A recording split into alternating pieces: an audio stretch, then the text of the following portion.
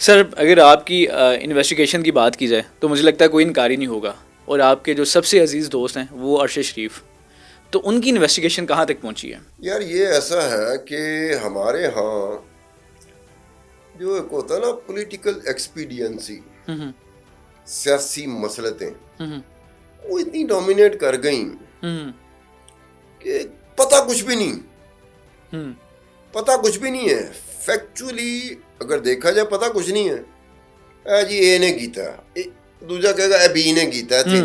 बिल्कुल अच्छा ऐसे। जब उसने कहा ना ए ने किया बी ने किया तो बंदा कहता हाँ तू ए कहना ना ए हूं दस किस तरह कीता, उसके पास कुछ नहीं होगा, बोंगियां मार रहा होगा। हम्म जिसको पता होता है ना उसे पता है कितना ए इन्वॉल्व है, कितना बी इन्वॉल्व है, हम्म कितना सी इन्वॉल्व है, कितना ई इन्वॉल्व है, कितना डी इन्वॉल्व है। पता हो जो जिसको पता होता है। हाँ सुनो, ये ऐसी बात नहीं है कि इंज करके जाके अशरफ गनी की एक बात सुन ली कान में और आके टीवी के सामने बैठ गई, ऐसी बात नहीं है। दिन लग जाते हैं, हफ्ते लग जाते हैं, महीने लग जाते हैं पढ़ते पढ़ते इस चीज़ को पढ़ना क्या है पहले ये तो डिटरमिन कर लो पढ़ना क्या। पाकिस्तान में ऐसी किसी किस्म की कोई क्राइटेरिया रह नहीं गया कि आपने सर्च क्या करना है, आपने पढ़ना क्या। हम तो सोशल मीडिया की 2-4 लाइनें आती हैं उसमें घुसे होते हैं और एक दिन में कोई 235 लाइनें हम पढ़ रहे होते हैं, दो लाइनें और हम समझते हैं कि शायद आज के दिन हम आलम हो गए।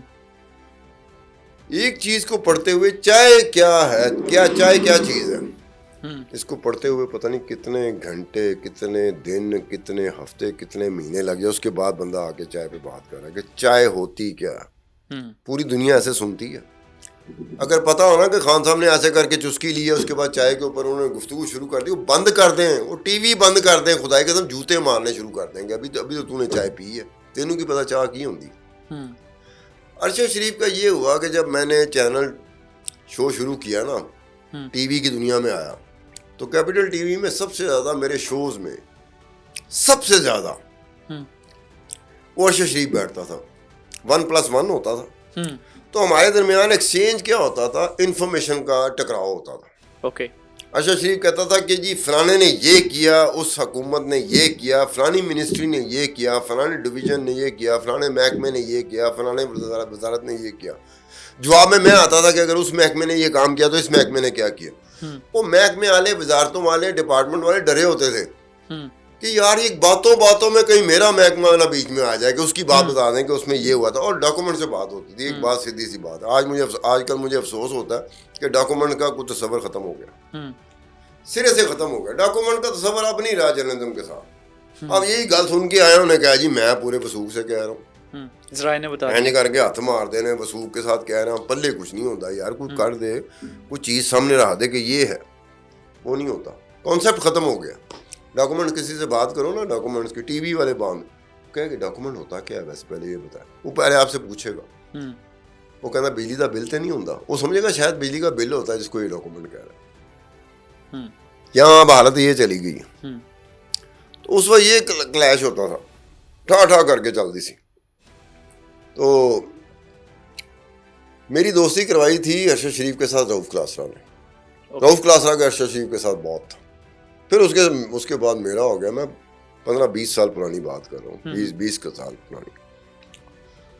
तो ये हो गया था कि अरशद शरीफ एक जर्नलिस्ट था, एक रिपोर्टर था जो कि फैक्ट्स के ऊपर जाता था। लेकिन उसके मर्डर में पूरे वसूख से कह रहा हूँ, पूरे वसूख से कह रहा हूँ जिसके साथ मेरा ताल्लुक रहा है, अरशद शरीफ की अपनी कोताही भी थी। पूरे वसूख के साथ कि किस वक्त उन्हें कौन सी बातों पे उससे यकीन होना शुरू हो गया था और किन किन बातों पे उसने अमल करना शुरू कर दिया था और किस वजह से इस मुल्क से बाहर गया था। जो वजह बनी थी उसकी इस मुल्क से बाहर जाने की, वही डॉक्यूमेंट जो कि खैबर पख्तूनख्वा की काउंटर टेररिज्म डिपार्टमेंट का लेटर था, अगर वो लेटर मेरे पास आए तो मैं उसको फाड़ के डस्टबिन में फेंक, मैं मुल्क से बाहर नहीं जाऊंगा। बीइंग ए जर्नलिस्ट में बात कर रहा हूं कि हम इन चीज़ों के साथ खेलते रहे हैं। जो लेटर इशू हुआ था वो अरशद शरीफ को पढ़ लेना चाहिए था, उसी के बारे में था।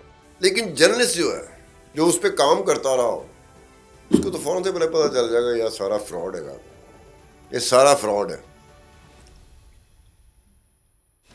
कि आपको टारगेट किया जा रहा है, आपको मार दिया जाएगा। अफगानिस्तान के फलाना फलाना ग्रुप है, तालिबान का फलाना फलाना ग्रुप है, हमें पता चला है कि उसने आपको टारगेट कर लिया, आपको मार देंगे।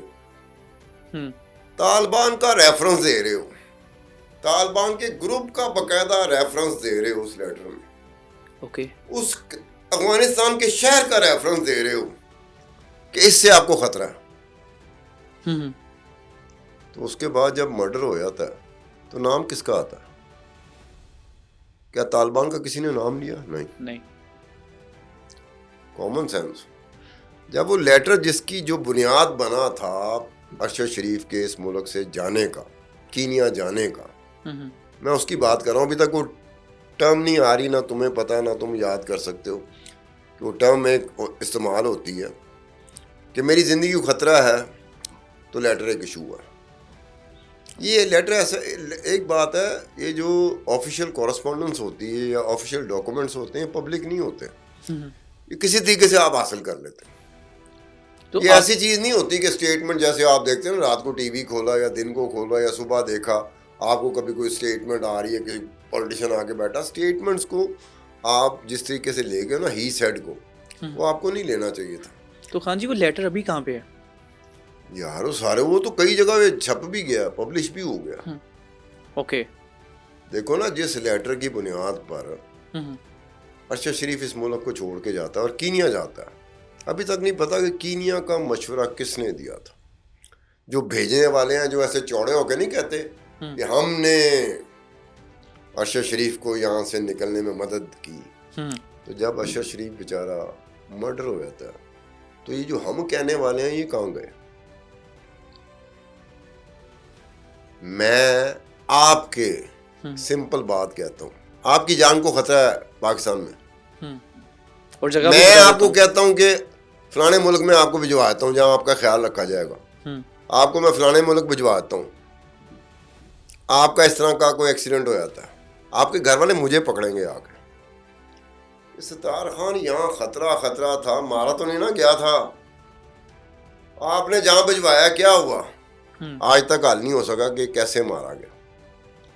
यानी कि जिसने भिजवाया उसका अहम किरदार है। यार कहने का मतलब है लेटर जो है खैबर पख्तूनख्वा की काउंटर टेररिज्म डिपार्टमेंट का वो लेटर, आप वो लेटर इशू करते हो, जो उस लेटर को इशू करने के लिए जो बुनियादी तौर पे पूरी दुनिया में फार्मूला बना है उसको तो आप फॉलो नहीं करते। ग्रेडिंग सिस्टम है ही नहीं उसमें। मेरे पास लेटर आया ना तो मैं पहले देखूंगा ग्रेडिंग सिस्टम है कि नहीं है। A1 है, A2 है, A3 है। ग्रेडिंग सिस्टम क्या होता है कि ये इस तरह का लेटर जब इशू होता है ना तो डिटरमिन करते हैं दो चीज़ों को। ओके ये होती है कि reliability of the source and accuracy authenticity of the information. ये दो चीज़ें पूरी दुनिया में चलती हैं। सीआईए भी करेगी ना, ठीक है। केजीबी जो फॉर्मर थी रूस की वो भी MI6 करेगी, MI5 करेगी, इंडिया की करेंगी, पाकिस्तान की करेगी, किसी मुल्क की करेंगी।